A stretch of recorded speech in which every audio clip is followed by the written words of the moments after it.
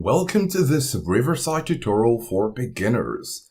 Now let's be honest, nothing kills a great interview or YouTube collab faster than a glitchy internet connection. You've seen those videos where the guest's face turns into a pixelated mess or the audio sounds like they're underwater. If you want to record studio quality 4K video and uncompressed audio from anywhere in the world, you need to stop using Zoom and start using Riverside. Currently, Riverside isn't just a recording tool, it's an AI-powered production house that lives in your browser. In this tutorial, I'll be walking you through everything a beginner needs to know. We'll cover how to set up your first studio, how to invite guests so they don't mess their settings, the secret to recording 4K locally, and how to use the brand new Co-Creator AI to edit your video just by talking to it. Also, if you want to try Riverside yourself, go ahead and use my link down below in the description to try it out for free. By the end of this video, you'll be ready to hit the record button with total confidence. Now once you're logged on into your Riverside dashboard, you want to go over to settings just to get some things straight. Now to do that, go over to the bottom left side of the panel and you see the settings gear icon. Click on it. Then under audio and video, you want to click on studio settings. Now here you'll find general settings related to the recording studio. Because on Riverside you'll be making good use of the studio, you want to have your settings established already. For example, you have your studio info, so make sure to name it according to what you want it to be. And then right here you can see enable lobby waiting room. And then it says here people will have to be let into the studio by a host or producer. Well, in common cases, some producers or hosts might like this feature, so we'll be turning this on. Of course, because it's a toggle on and off, this is totally your preference. But we can do this right here, right now. And then of course you have the design, you have the language, etc. But let's say we're going to go over to recording because this is the second tab. Now you have recording mode. Choose what you want to record. You'll always be able to see each other while recording. So you can choose to record video and audio or just audio only. Do take note that if you're doing video and audio, you need to select and give permissions to both your camera and your microphone. And Riverside will prompt you to do this when the need arises, but of course, this is important to decide upon. If later you want to record audio only, go ahead and do just that. And then right here, you have the audio settings. You have auto volume control, which by default is toggled on. The noise reduction, if you want to have this on, you could do that as well. And then you have the audio sample rate, 44.1 kilohertz when recording audio and 48 when recording video and audio, so do take note of this. Now because we selected video and audio, it's here in 44.1, but let's just change our mind to switch to audio and then switch it to 48 kilohertz. Let's say we want to record audio only, right? So again, that's how simple you can make some adjustments. Here, it's totally up to you. And then for video, you have your recommendation and then the advanced settings. The standard resolution is 720p, but of course, in the advanced, you have 1080p and 4K recording. The drawback is longer upload and processing times, but if you use the recommended option, you have fast upload and processing times. Regardless, if you make your choice, these are the pros and the cons. And then you have your frame rate. If you click on the frame rate, there is nothing more you can do, so we'll be working with 24 FPS. And then you have automatic internet backups. Then here you have recording start. There will be a countdown timer, which is a good thing. It's going to be a 5-second countdown, so that's good. So once you click on the button, you're not just starting immediately. Great. And then you have the automatically start recording option. This might not be toggled on because it might just be awkward in case you don't want to do that immediately, right? So we could leave it as is. Then you have the pause uploads. Hosts and producers can pause uploads. This is currently in the beta version, but of course you have the option to toggle it on or off. And then for the live stream, here are some settings as well. You have your live stream destinations. Here you have YouTube, Facebook, and the others, which you can choose from and connect. And then you have your stream settings. You have your stream resolution between 720p and 1080. Of course, This sign shows you that it depends on the plan you're on. So if you're on a free plan or a trial plan, you might not be able to do this, but it's pretty much up to you. But for this tutorial, we'll be working with this option. And of course, you have the hide watermark option. You can toggle it on or off. And then at the bottom here, you can see audience count. That is toggled on as well. So we've done our settings. There are more things we could do here, but let's go back home. And this is what you'll find again. And here is where you find your record, edit, go live, schedule, and upload. If you want to go ahead and record, it's as simple as just clicking on the record button. And then if you're coming here for the first time, you'll be prompted to give permission for your microphone and your camera. So do take note of that. And after you've given permission, you want to select the right camera, which you'll be using, and the right microphone. You also want to select the microphone you'll be using to listen or as your speaker. Then here you have this area. You need to fill in your host's name. So let's say Kendrick as the host.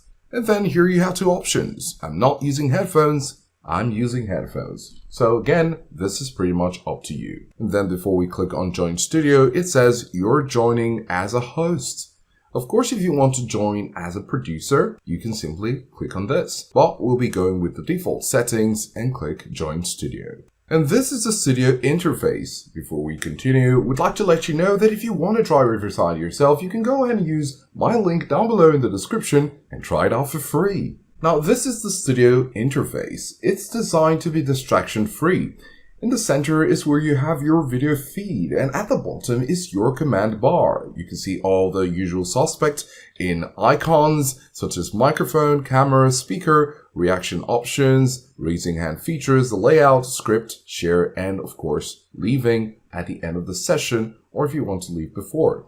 And then you have the big red record button. To bring your guests in, you'll need to click on the invite button right here. As you can see, this is Kendrick, which is me, and I'm the host. And then of course, if I want to invite someone, I'm going to click on the invite button, and there are options for invitation. The first option here is to share the link, so you can simply come here and copy the link. But before you do, you need to take note that you can change the rights of the person you're inviting. You can invite the person as an audience to watch your live stream and participate via the chat. Or if you want, you could have a guest to join you for a recorded conversation. Then you have the option to invite a producer, and this person will help you to host and tune the settings but will not be recorded. And then you have the option to invite via email. You can put in the person's email, then set their rights and send the invite. Any option you choose, it's totally fine. Now, as the guest joins, you see their upload status next to their name. This is the most important part of Riverside's magic. As you talk, their computer is recording a high-resolution file locally and trickle uploading it to the cloud. If their internet cuts out, don't panic. The local recording stays on their computer. Now, on the right side bar, you can see some other actionable options right here. For example, you have your recording info. If you click on the drop down, you can see that we're currently selecting recording audio only. You can see the live quality, 720 if we're using video, but of course we're using audio. And then you can see the sample rate, which supports a recommendation for audio. You have the option to mute all, and you can see the host, Kendrick, which is me once again, and then you have some options right here. Now, you can see that this is a gauge. This setting adjusts how loudly others hear you. It only affects the live call and not the recording, so you need to take note of this setting. Then of course you have your microphone, your camera if you want to turn it on, and take note that you can do the same right here. Then you also have echo cancellation. If you want that, you can leave it toggled on, but if you don't, you want to toggle this off. And then at the bottom you have add participant, remote guest, or in-person guest. By using this option, you'll be sending a link to someone joining from another device. If you're using the in-person guest, this will be someone recording next to you on the same device. And then of course, this is under people. If you click chat, you see the chat interface right here, where you can send messages to those in the studio. And then you have your brand, where you can make your preferences. So if you'd like to see your brand, just to keep things more standard, you could of course add your logo, change the color, the background, and these are just preferences which you'll need to go through and make them yours. And then of course you have the text option right here where you can have your lower thirds to share info with your audience. So you can choose the style if you want. And then you have media. These are files that can be played while recording, but do take note that of course for flexibility they will be recorded as separate tracks. Then of course at the top right here you have the option to switch to video recording. Remember, we're currently choosing audio only, so that's why we have this option. And then if you look above this, you have the invite button again, you have the settings, which if we click on it, you see the name of this recording, the recording type, the transcript language, and noise reduction. Of course, you notice similarities between these options, and that's because Riverside wants you to be able to make adjustments anywhere you go. So whether you're coming over here, you're doing it down here, or you're going up. Now, at the bottom, there is a script button right here. If you hover over it, you'll see script and teleprompter. So whether you're choosing script or teleprompter, this is basically to help you based on your preference. If you'd like to use a script, go ahead and click on script and you see it right here. But of course, if you want to use a teleprompter, you can put it right there. Just click on the script once again, and then you have your teleprompter option. So you can toggle between both. You just simply need to paste in your script or teleprompter information, have some settings right here for visibility or easy accessibility when you're reading, and then you have what you need to proceed. And then at the bottom still, you have your layouts. So if you click on layouts, you can see the different layouts. If you like a split screen, grid fill, etc. These are options you could choose based on your preference. Now this is what you have so far in your studio. If we go back to the main home page, you can see we're currently on the projects. Remember, we started from home, but now we're on the projects because we tried to create our first studio. And then you have the planner and the hosting. Now, if you click on planner, you can use this to schedule your work and keep yourself more organized. You have your new right here, so you can simply click on new to have a new session, webinar, episode, or a social media post. That's up to you.